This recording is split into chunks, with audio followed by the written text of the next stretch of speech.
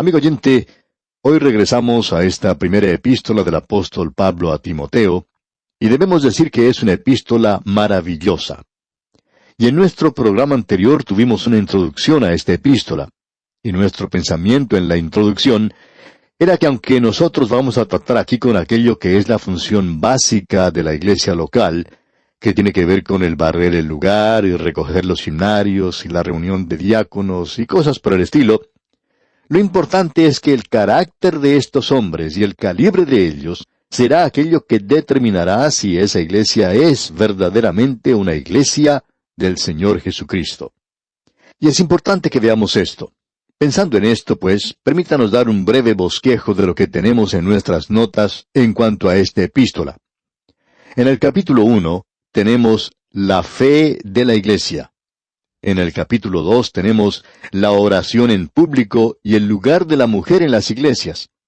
Y amigo oyente, eso va a despertar un poco de interés.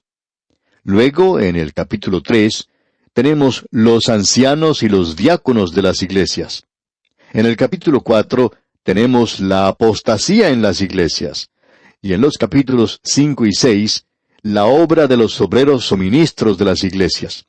Eso es lo que tenemos ante nosotros, y volvemos ahora al capítulo 1 donde encontramos la fe de la iglesia. En realidad, creemos que probablemente deberíamos llamar a esto la fe de las iglesias. Ahora, en los primeros 2 versículos tenemos la introducción a esta epístola, y es algo bastante destacado.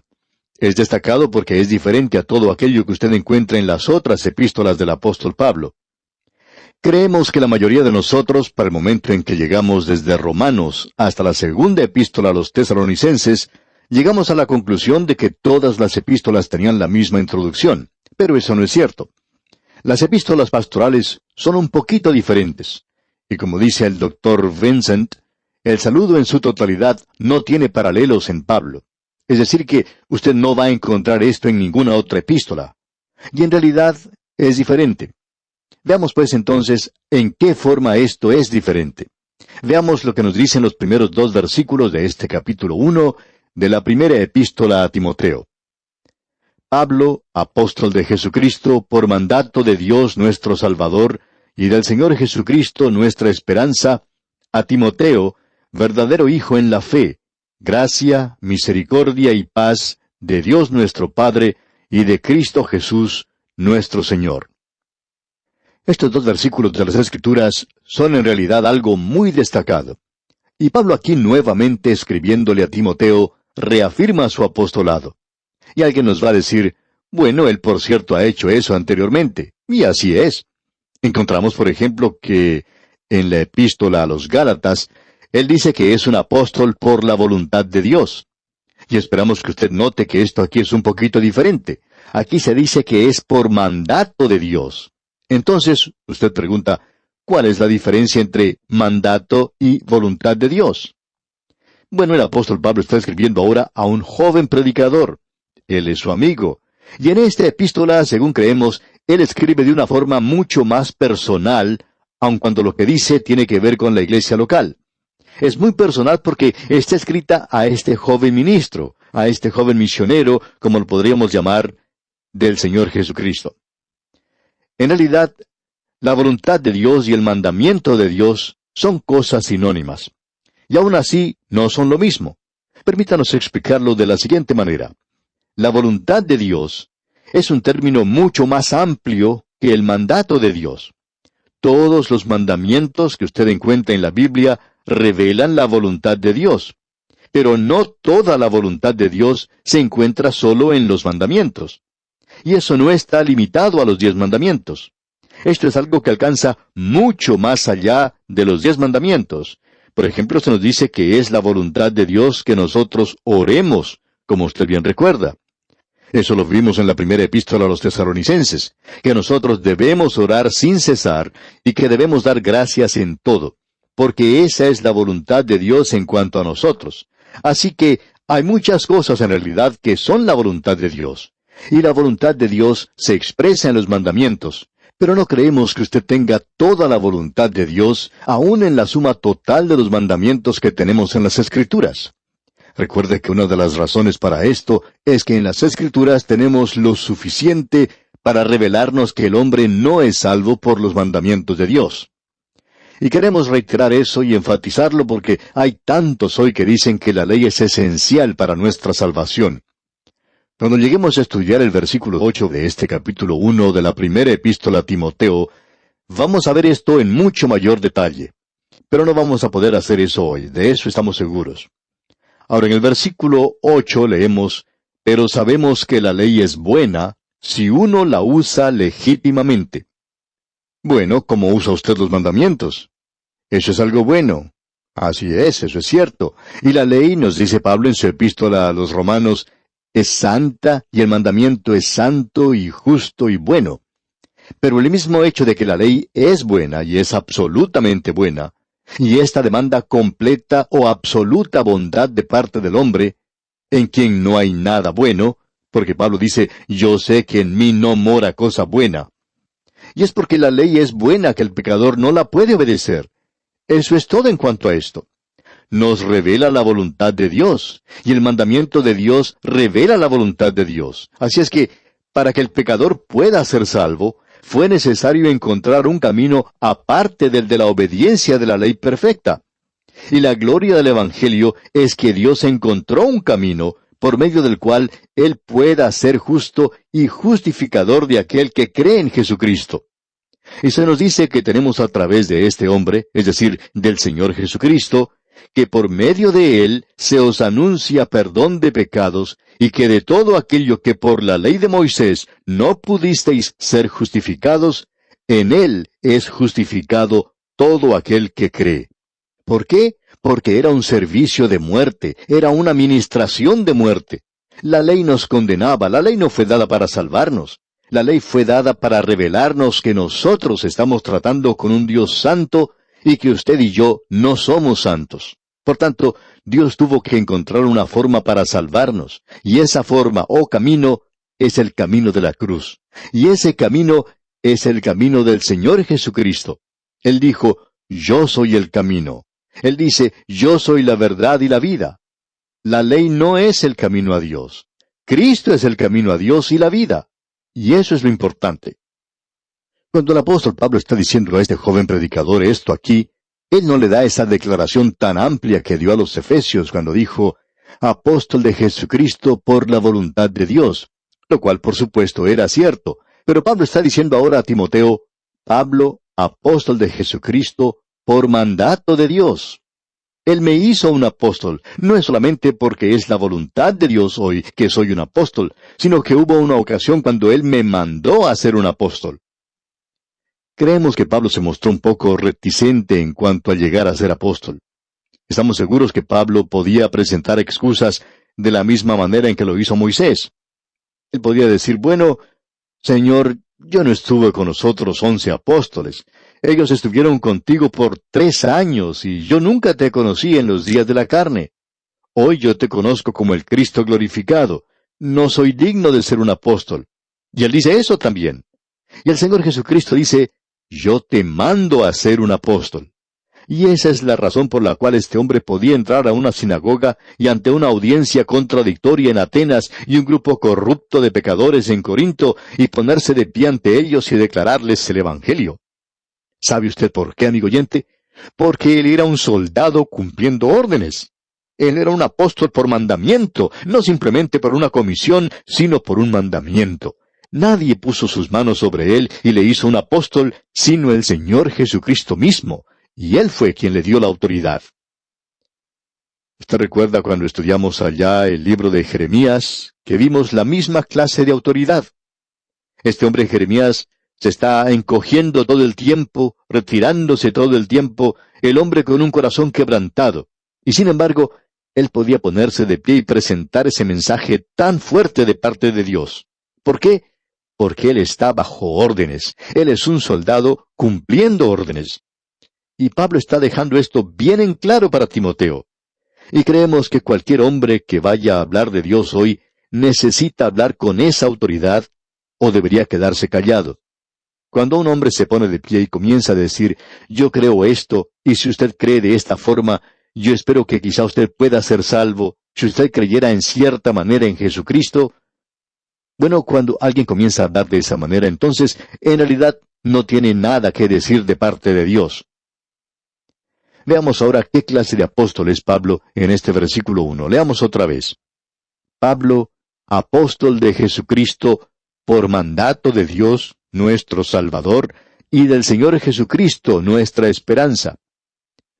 Bueno, ¿es Dios nuestro Salvador? Por cierto que lo es. De tal manera amó Dios al mundo que dio a su Hijo unigénito. Él es el Salvador. Y del Señor Jesucristo nuestra esperanza, dice Pablo. Bueno, Dios proveyó el sacrificio y el Señor Jesucristo es aquel que lo ejecutó. Él fue quien vino a este mundo. Tenemos luego aquí esta declaración un poco extraña. Dice, nuestra esperanza. Eso es algo extraño porque no se usa muchas veces. Y para decir la verdad, usted va a encontrar que se usa solo otra vez, y es en el libro de Colosenses. Y allí Pablo dice, Cristo en vosotros es la esperanza de gloria. El Señor Jesucristo murió para salvarle, amigo oyente. Él vive para mantenerle a usted salvo, y Él va a venir un día y lo llevará a usted para poder consumar esa salvación. Amigo oyente, de cualquier forma en que usted mire a Él, si lo mira de espaldas, Él es nuestra esperanza. Él es nuestra fe cuando miramos hacia atrás. Y cuando miramos a nuestro alrededor, es amor. Cuando miramos hacia adelante, es esperanza, amigo oyente. Y es la esperanza por todo el tiempo. Y está anclada en la persona de Jesucristo. Como usted puede apreciar, esta introducción es un poquito diferente. Luego él dice, a Timoteo, verdadero hijo en la fe. Su nombre es Timoteo. El nombre Timoteo es formado por dos palabras que significan aquello que es muy estimado para Dios. Y creemos que es bueno que notemos eso. Este hombre era muy estimado para Dios. Él también era muy estimado para el apóstol Pablo y para la iglesia local en aquel día.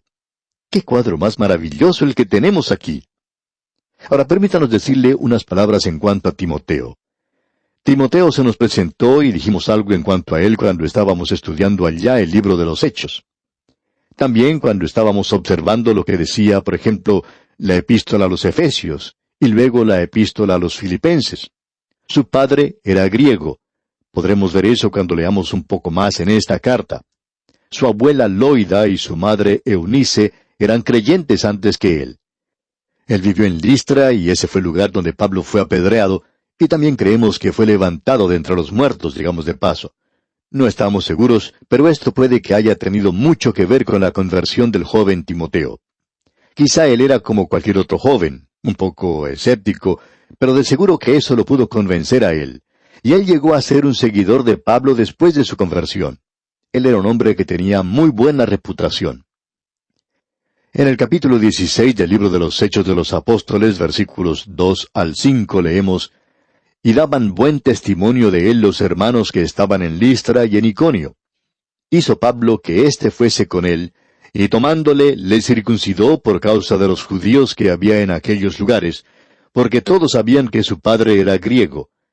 Y al pasar por las ciudades, les entregaban las ordenanzas que habían acordado los apóstoles y los ancianos que estaban en Jerusalén, para que las guardasen. Así que las iglesias eran confirmadas en la fe, y aumentaban en número cada día. Y luego, al seguir al apóstol Pablo, él llegó a ser uno en quien Pablo tenía toda su confianza. Pablo había encontrado en las iglesias a muchos que habían probado ser hermanos falsos y quienes le habían engañado. Y Pablo tenía aquellos en quienes él no podía confiar. Sin embargo, él podía confiar en Timoteo. Veamos lo que nos dice Pablo allá en su carta a los Filipenses, capítulo 2, versículos 19 al 24. Dice Pablo, espero en el Señor Jesús enviaros pronto a Timoteo, para que yo también esté de buen ánimo al saber de vuestro estado. Pues a ninguno tengo del mismo ánimo y que tan sinceramente se interese por vosotros. Porque todos buscan lo suyo propio, no lo que es de Cristo Jesús. Pero ya conocéis los méritos de él, que como hijo a padre ha servido conmigo en el Evangelio. Así que a éste espero enviaros luego que yo vea cómo van mis asuntos, y confío en el Señor que yo también iré pronto a vosotros. Entonces, encontramos aquí que Timoteo era una persona muy estimada para Pablo. Y Pablo menciona eso aquí. A Timoteo, verdadero hijo en la fe. Pablo le había llevado a él al Señor, y luego él dice en la segunda parte del versículo 2, gracia, misericordia y paz, de Dios nuestro Padre y de Cristo Jesús nuestro Señor. Alguien puede decir, bueno, eso es como cualquier otra introducción que hemos tenido antes. No, amigo oyente, no lo es. Tenemos que hacer una diferencia con usted en cuanto a eso. Y la diferencia es esta. Sí, ya hemos tenido la gracia antes, y hemos tenido que se mencionaba también la paz. Y hemos hablado de estas dos cosas, pero amigo oyente, tenemos otra palabra aquí, y esa palabra es misericordia. Ahora, ¿cuál es la misericordia de Dios? Bien, misericordia es una palabra que fue usada en el Antiguo Testamento, y el equivalente es la palabra gracia, porque allí se mencionaba el propiciatorio. Era el sacrificio que hacía del trono de Dios, el cual es santo y justo, lo hace un propiciatorio.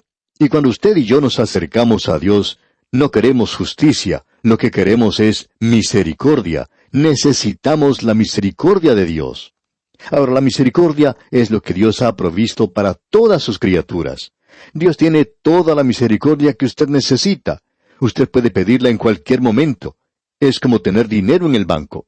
Pero ese dinero no le da ningún beneficio a no ser que usted escriba un cheque. Y usted escribe un cheque de fe.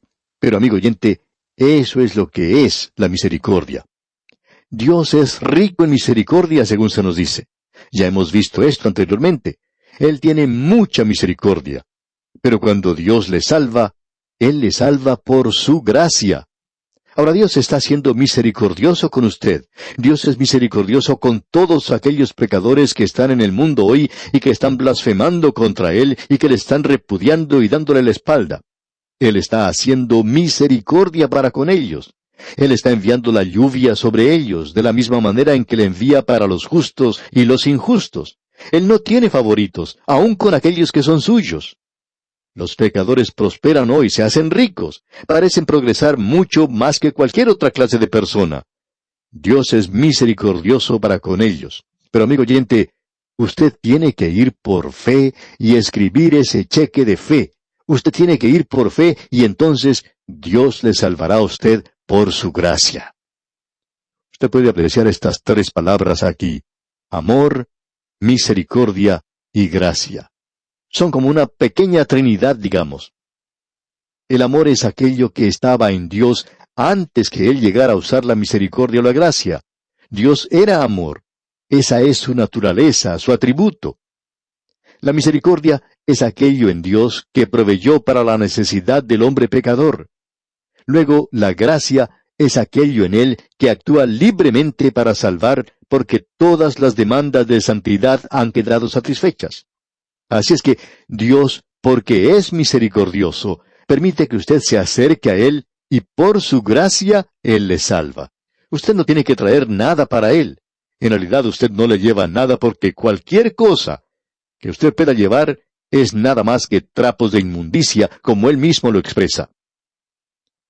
Muchas personas nos han criticado por haber hablado en cuanto a aquellos que hacen buenas obras. Amigo oyente, una persona que hace buenas obras es aquel que piensa que no necesita la misericordia de Dios. Esa persona piensa que sus propias buenas obras le salvarán. En cierta ocasión un hombre dijo, ya no necesito que nadie me diga que necesito a Cristo como mi Salvador y que yo necesito la misericordia y la gracia de Dios. Yo no necesito eso. Yo estoy dispuesto a presentarme ante Él tal cual soy. ¿Y sabe lo que hacía este hombre? Él era el presidente de varias organizaciones de beneficencia, de orfelinatos y cosas por el estilo. Él era uno de esos que hacían todas esas cosas buenas, y se iba a presentar ante Dios basado en sus buenas obras. Amigo oyente, esa clase de salvación no le va a hacer ningún bien a usted cuando en realidad la necesite. La salvación que Dios provee para usted le permite a usted hacer el bien, la clase de bien que es aceptable ante Dios. La justicia del hombre es solamente trapos de inmundicia ante sus ojos. Amigo oyente, esta es una maravillosa introducción la que tenemos aquí. Por hoy vamos a detenernos aquí y Dios mediante continuaremos nuestro viaje por esta primera epístola del apóstol Pablo a Timoteo en nuestro próximo programa. Que la misericordia y la gracia del Señor estén siempre presentes en su vida. es nuestra ferviente oración.